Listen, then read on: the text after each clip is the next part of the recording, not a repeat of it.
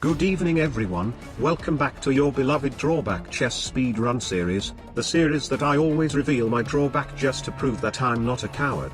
And without any further ado, let's get into today's content. Today we're climbing from 7300 to 7400 rating points. Bottled lightning. If you can move your king, you must. And we're starting the day with a diabolical drawback. Reveal drawback to opponent.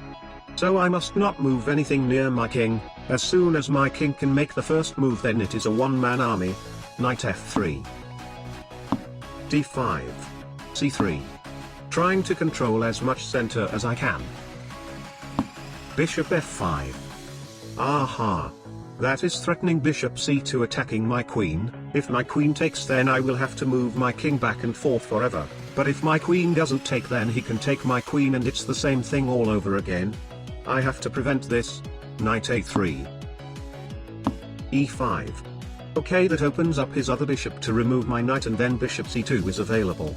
There is b4 blocking the bishop, but for some very unknown reasons I didn't see it during the game. I went for knight h4 instead. The point is, if he takes my knight, I'll take his bishop. Of course this blunders a knight, but I didn't see anything else. Bishop c2. Aha. That makes things a lot easier then. Queen takes h4.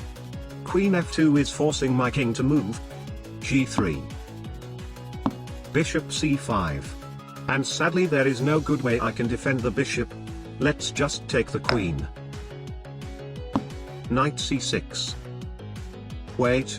Maybe he doesn't see bishop f2. Rook g1. I mean, I can't defend it, so let's just focus on our own development. Never mind. King takes f2 is forced. Okay, very unfortunately now I can only move king for the rest of the game. This website even allows you to hang your king, so there is no such thing as an illegal square.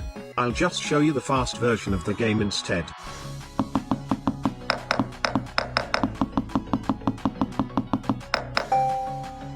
That was a rough start, but I promise it will only get better from here. Second game, let's go. Punching down. Your pieces can't capture pieces worth more than them. Anything can capture a king. Okay, that actually doesn't sound too bad. I just have to focus on defending his queen with my own queen. At least the game plan is very clear. Reveal drawback to opponent. e4. e5. My opponent counter revealed. Rook fan club. You must promote to rooks. Your king and queen cannot move diagonally. You know what? No need for defending anymore. I'll attack. d4. Queen h4. Ha! My drawback basically tells my opponent to use his queen, but then his own drawback literally restricts his queen's activity. What are the odds? I should be able to win this without any problem whatsoever. g3. Queen takes c4 check. Bishop e2. Queen takes h1. The classic right triangle. King f1. Queen g2 check. King e1. Queen takes f2 check. I guess it won't be easy to take the king though. I need to find a way to isolate his king first. Never mind. I think he's baiting me to take his bishop, arguing both his queen and king cannot make diagonal captures. But of course I can see the knight. Never play with your food. Why is his drawback harder than mine though? This guy must have entered like 10,000 elo or something. Absolutely diabolical. Third game, let's go. One win and one loss. It always come down to the final game. Fixation. Once you move a particular pawn, you cannot move a different pawn until you move a non-pawn piece. Once you move a particular non-pawn piece, you cannot move a different non-pawn piece until you move a pawn. In short, I should alternate between pieces and pawns. Reveal drawback to opponent. e5. Still theory. Knight f3. Okay, now I either have to keep moving the e-pawn or I have to move a piece, and since I physically cannot move the e-pawn again, I can only move a piece. This is not the first time I've gotten this drawback, albeit a bit difficult, but I've played these games before. Bishop c4. d6. This will make sure that my e-pawn is defended by both a pawn and a piece, so regardless of whichever turn it is, I can recapture the e-pawn in case it gets captured. castle.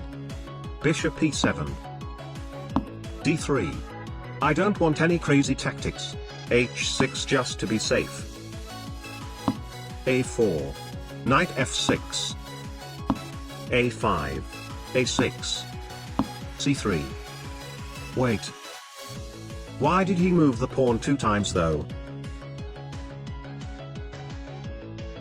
I've just remembered that there is a drawback that says something like you cannot move past your most advanced pawn, which fits in perfectly with my opponent trying to push his pawn very far forward. And I also have just realized that I have been blundering bishop takes f7 check at the right time and my king cannot move, which also fits in the theme of the drawback I'm thinking about. Therefore, there is only one way to find out. Knight takes a5. Can you take my knight?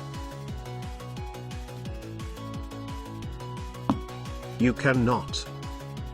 Absolutely amazing. I want to keep the knight here just to annoy him, but I think I need it in the center. Knight back to c6. Rook e1. I mean, I cannot be 100% sure, but it is already very positive that his drawback is about the furthest pawn thingy. It's time to clear out all of his pawns. d5. He takes d5. Knight takes d5. If he can actually take this knight, I may end up having a heart attack. He didn't. E takes d4. C takes d4. Knight takes d4. I'm blundering this knight in 2 different ways. But does any of them work though? Absolutely perfect. Sacrificing the bishop doesn't seem like a great option. g5. Let's just trade pawns with pawns. There is no need to rush. Knight c3. g4. H takes g4. Bishop takes g4. Bishop c2. That opens up his b pawn, but none of those square are available. h5. This pawn may actually go all the way down. Bishop d2. h4. I don't even have to think, this is just physically undefendable. Resignation. Your opponent resigned. Your opponent's drawback was scouting ahead. As long as you have a pawn, you cannot move non-pawns ahead of your most advanced pawn. Wait. I didn't remember the as long as you have a pawn part. Oh my god, that was almost real bad. Had I taken all the pawns, then he could actually play normal chess. But regardless, a win is a win. 2 wins and 1 loss. Drawback chess speed run today. 100% win rate.